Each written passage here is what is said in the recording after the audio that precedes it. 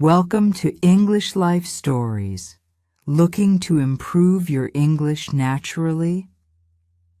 Here, we grow together through meaningful stories, spoken slowly, clearly, and with joy. Just press play, unwind, and enjoy every step of the journey. The power of consistency. The tiny habit that transformed her life.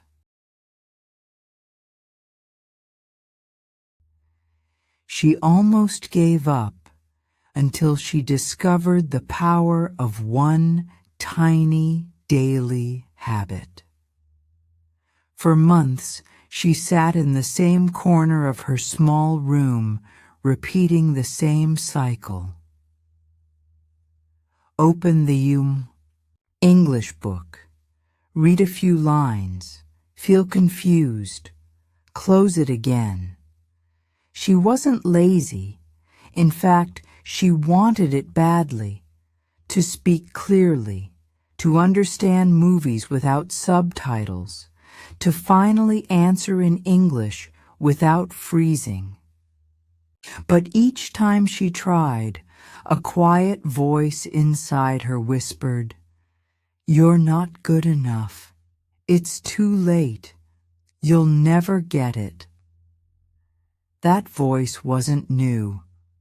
It had been with her since school, where she once mispronounced a word in class and heard the laughter of others echo for weeks inside her memory.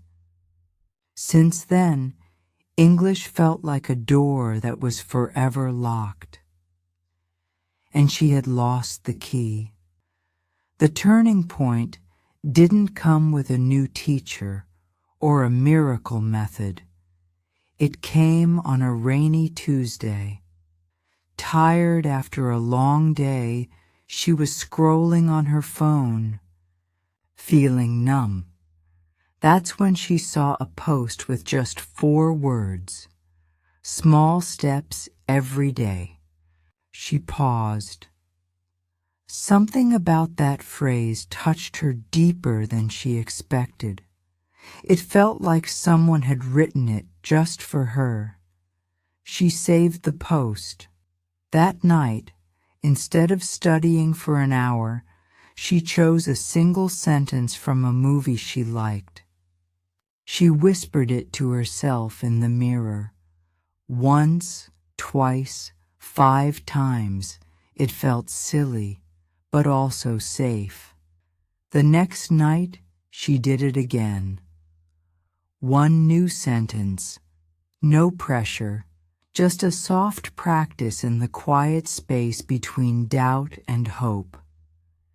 Days passed, then weeks, and something began to shift. Her fear of English didn't vanish overnight, but slowly her silence started to break. Not because she worked harder, but because she returned again and again to that mirror, to that ritual, to that one tiny habit that asked for nothing except her presence.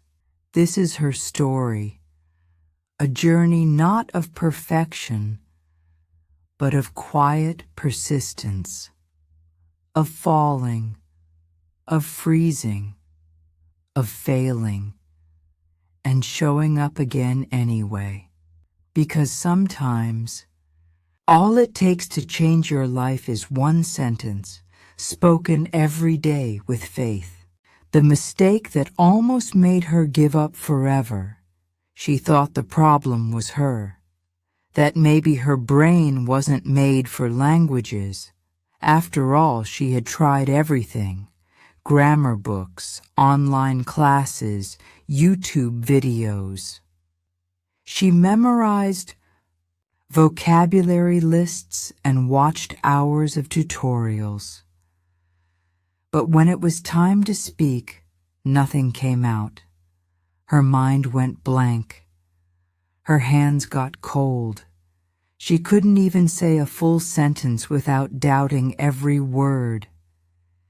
It was like standing at the edge of a cliff, knowing you have to jump, but your body refuses. She looked at others who spoke fluently and wondered, "What's wrong with me?" The day she almost quit started like any other. She woke up early, determined to study harder. She spent 3 full hours watching a lesson about phrasal verbs. She wrote pages of notes, repeated after the teacher, tried to do the exercises. But when her cousin called and asked, "Can you help me write an email in English?" she froze. She couldn't do it. Not without checking Google Translate, not without second-guessing everything. That night, she cried. Not because English was hard, but because she felt like a failure. Again. She whispered to herself, "Maybe I'm just not meant for this." But what she didn't know yet, and what no one had told her, is that it wasn't her intelligence. That was failing. It was the method, the pressure, the idea that fluency must come fast, or it's not coming at all. Nobody had explained that learning a language is like planting a tree. You don't see the roots. You don't see the growth right away. You water, you wait, you trust. But in that moment, all she could feel was shame, and it almost convinced her to stop. That was the mistake, not her effort, not her dedication, but the belief that results should appear quickly or not at all. She didn't need more hours. She needed a different kind of patience. The kind that knows healing is slow, and real change, it begins the moment you forgive yourself for not being perfect. What her silence was hiding all along. She wasn't quiet because she didn't know what to say. She was quiet because she was afraid of how it would sound. Every time she thought about speaking English in front of someone, her heart raced, her mouth dried up. She remembered the laughter, the correction, the looks people gave her when she made a mistake. So she stayed silent, not because she lacked the words, but because she lacked the safety. In group classes, she became the one who listened well. She nodded, took notes, smiled politely. But when the teacher asked a question, she looked down, pretending to write. At family gatherings, when someone said, "You're studying English, right? Say something." She smiled and said, "Not yet." She carried the shame of her accent like a secret scar. It wasn't just a language she was trying to learn. It was her voice she was trying to reclaim. No one around her knew what it cost to stay silent. They thought she was shy or too busy. But the truth was deeper. She had been told, directly or indirectly, that her voice didn't sound right, that her way of speaking English wasn't good enough. So she built a wall of silence to protect herself, and behind that wall she repeated the same phrase again and again in her mind. Don't make a mistake. Don't embarrass yourself. But a voice that never speaks never grows stronger, and deep down she knew it. What she truly needed wasn't more grammar rules or perfect pronunciation. She needed permission to be wrong, to sound unsure, to try anyway. She needed a safe space where errors were not failures, but signs of courage. Because behind every silent learner is a story of fear. And sometimes the bravest thing you can do is open your mouth and speak, even if your voice shakes. A simple, daily sentence that changed everything. It didn't start with a plan or a big decision. It started with one sentence, one line from a movie she loved, said by a character in a moment of hope. You're stronger than you think. She didn't know why, but the words stayed with her. That night, she stood in front of the mirror, looked at her reflection, and said it out loud. Just once, then again, a third time, slower. You're stronger than you think. She didn't feel stronger yet, but something inside her shifted, not loudly, but softly, like the sound of footsteps beginning on a long road. The next night, she picked another line. Something short, something she could feel. I believe in myself. She whispered it, then repeated it, letting her mouth get used to the shape of the words. There was no audience, no test, just her, the mirror, and a tiny routine that began to feel like a secret ritual. Each day, one sentence, from a movie, a book, a song. Sometimes she wrote it down, sometimes she sang it softly. There were no rules, only one promise. Do it every day. At first, it seemed too small to matter, but small things done with heart can become powerful over time. She began to look forward to those 10 quiet minutes. They became her moment of peace, her daily promise to herself. The sentences grew longer. Her pronunciation improved. Her confidence began to rise, not because she was fluent yet, but because she was no longer frozen. She wasn't trying to impress anyone. She wasn't preparing for an exam. She was building something far more important, a new relationship with herself. And all of it began with one sentence a day, spoken with intention, spoken with hope, spoken with love. What no English school ever teaches about failure and faith. Most English classes teach you grammar, pronunciation, and vocabulary. They give you rules to follow and exercises to complete. But they rarely teach you how to deal with failure, the quiet kind, the kind that happens when you practice for weeks and still feel stuck, when you try to speak and forget everything, when you compare yourself to others and feel ashamed. No one tells you that these feelings are normal, that they are not signs of weakness, but signs that you are learning.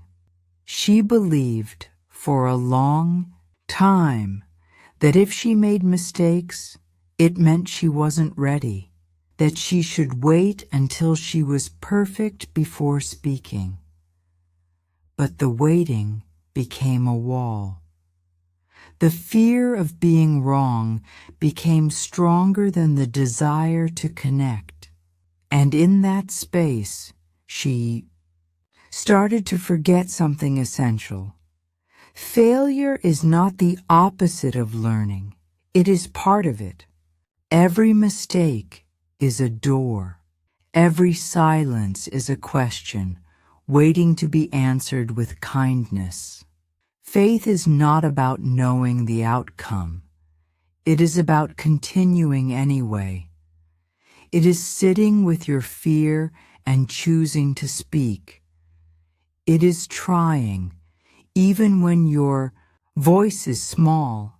She began to understand this the more she showed up for her daily habit. Some days, her sentences were broken. Other days, they flowed.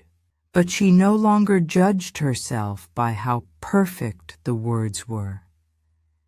She measured progress by one question. Did I show up today? No school ever taught her that. But life did, through the quiet wisdom of repetition, through the strength of showing up despite fear, through the realization that language is not just words. It's the courage to be seen. And once she embraced that truth, her learning became deeper, more human, more free. How a daily routine saved her mind during the storm. When everything around her started to fall apart, it was that one small habit that held her together. Her father had lost his job. Her mother was constantly worried. The house was full of tension, silent dinners, tired eyes, unpaid bills stacking up like shadows. She had stopped searching for work because every rejection felt heavier than the last. Some days, even getting out of bed felt impossible. The world outside was chaotic, and inside her heart, the storm was just as loud. But even then, especially then, she held on to one thing: 10 quiet minutes. No matter how hard the day had been, she still went to her mirror.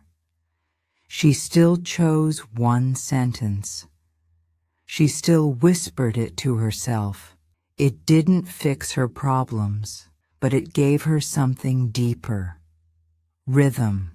In a time when everything was uncertain, those 10 minutes were steady. When her confidence was gone, the routine remained. When her hope was small, the ritual stayed strong. People often think that discipline is about control, but for her, it became about comfort. That small act of returning to her words every day gave her mind a place to rest. It was like lighting a candle in a dark room. The light was small, but real. It reminded her that she still had power, that she could still choose something, that she was not completely lost. It wasn't just about English anymore. It was about staying present in the middle of chaos, about finding a moment of peace inside a storm that didn't seem to end. And, slowly, the language began to return, not because she forced it, but because she stayed. The habit didn't make her fluent overnight, but it gave her a reason to believe that healing could begin. One sentence, one breath, one day at a time. The brain's secret that made her fluent without force. She never knew how much her brain could change. In school, no one explained that the mind is like a garden, that the more you repeat something, the deeper it grows. She thought she had a bad memory, that maybe English just didn't stick. But what she didn't know then is what science has proven. The brain rewires itself through repetition. The more you do something, the easier it becomes. That's the power of neuroplasticity.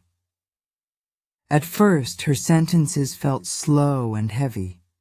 Her mouth had to work hard to say each word. But after weeks of daily practice, something strange began to happen. She no longer needed to think so much. The words came quicker. Her tongue moved more naturally. She could finish sentences she once struggled to start. What once took all her focus began to feel effortless, like brushing her teeth, like tying her shoes.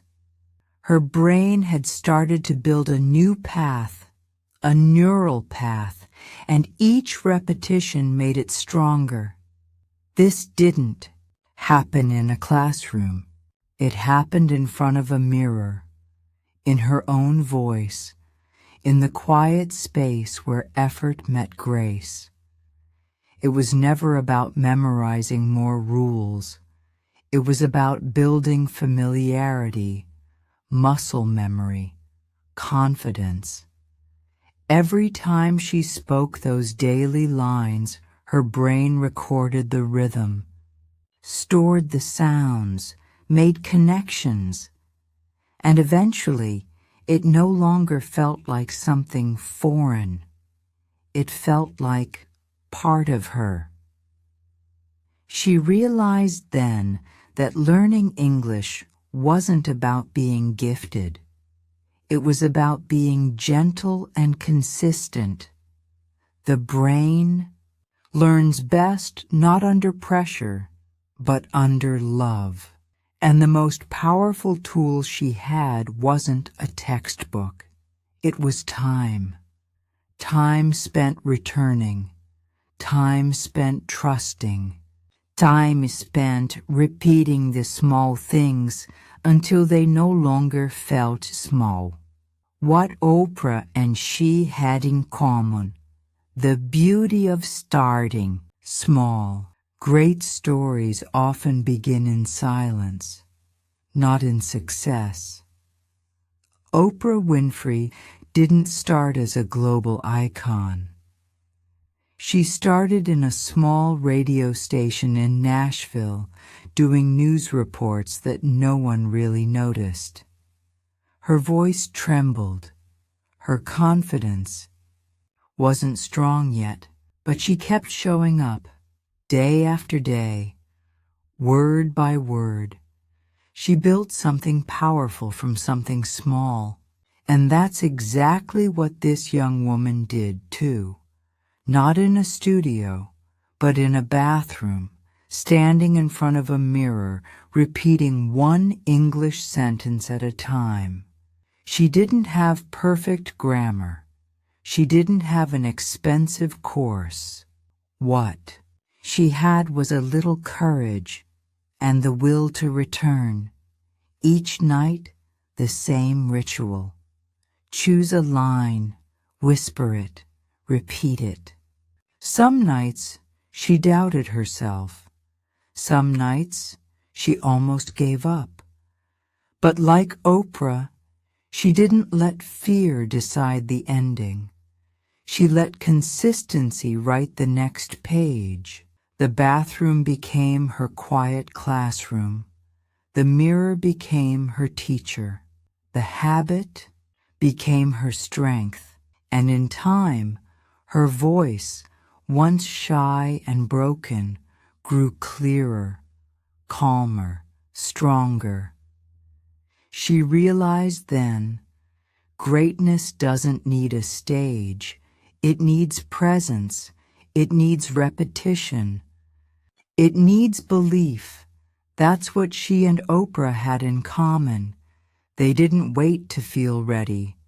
They started where they were, with what they had, and they stayed. The world often claps for the result, But the real magic lives in the repetition that no one sees, the daily return to something that matters, even when no one is watching. 3 silent signs you're growing, even if you don't see it yet. Growth doesn't always make noise. Sometimes it happens quietly, under the surface, while you're too busy feeling like you're not moving at all. She thought she was stuck, still struggling, still uncertain, still speaking slowly. But then something small happened. One night, she dreamed in English, just a sentence or two, but there it was, her mind using the language, not out of fear, but naturally. In sleep, the second sign came weeks later. She was watching a video and suddenly realized she understood full sentences without needing subtitles. Not all of them, but enough to feel the rhythm, enough to feel proud. It surprised her because she hadn't noticed the change, like a plant, growing taller while your back is turned. You don't see it day by day, but one day, it's different. The third sign was the most powerful. She was asked a simple question in English by a stranger. "How was your day?" And without thinking, she answered.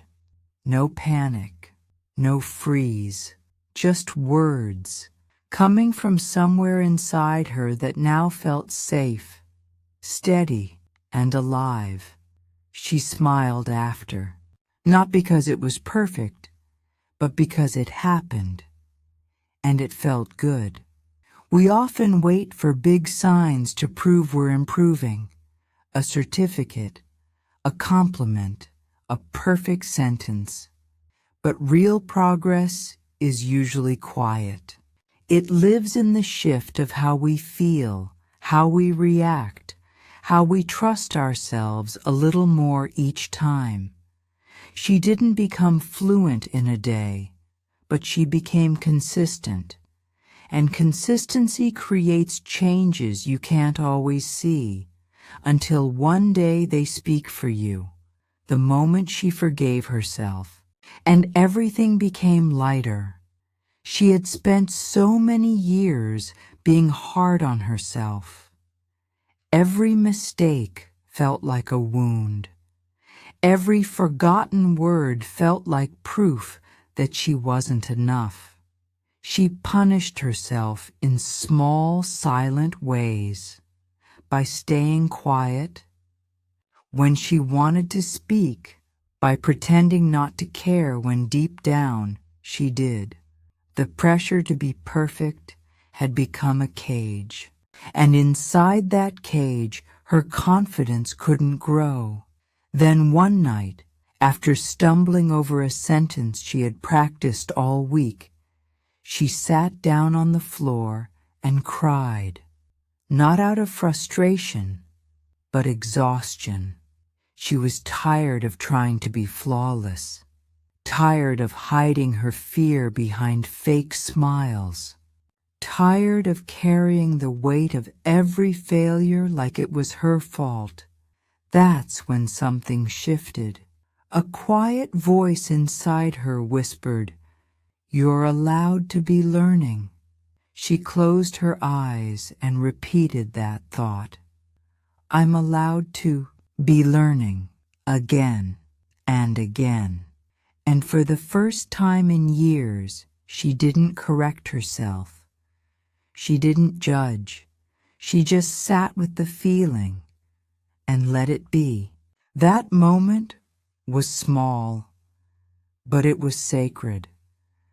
Because in that moment, she forgave herself for not being fluent yet, for being scared, for being human.